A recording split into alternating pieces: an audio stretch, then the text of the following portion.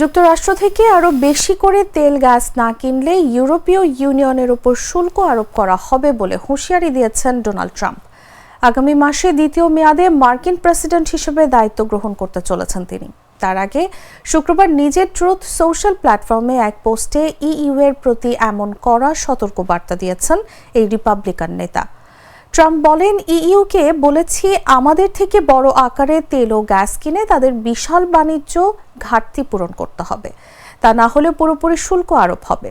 আগামী 20 জানুয়ারি প্রেসিডেন্ট হিসেবে শপথ নিতে যাওয়া ট্রাম্প এরই মধ্যে কানাডা, মেক্সিকো এবং চীনের বিরুদ্ধে কঠোর শুল্ক আরোপের হুমকি দিয়েছেন। এতে বৈশ্বিক অর্থনীতিতে অস্থিরতা সৃষ্টির শঙ্কা রয়েছে। ইইউ এর একজন মুখপাত্র বলেছেন তারা আলোচনার জন্য প্রস্তুত, তবে যদি যুক্তরাষ্ট্র উৎপাদন না বাড়ায় বা এশিয়ার মতো বড় ক্রেতাদের সরবরাহ সীমিত না হয় তাহলে অতিরিক্ত আমদানি সম্ভব নয়।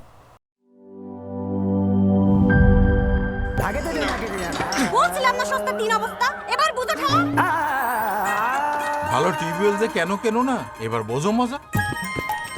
আগেই কইছিলাম দেশেরা আরএফএল টিউবওয়েল নাও।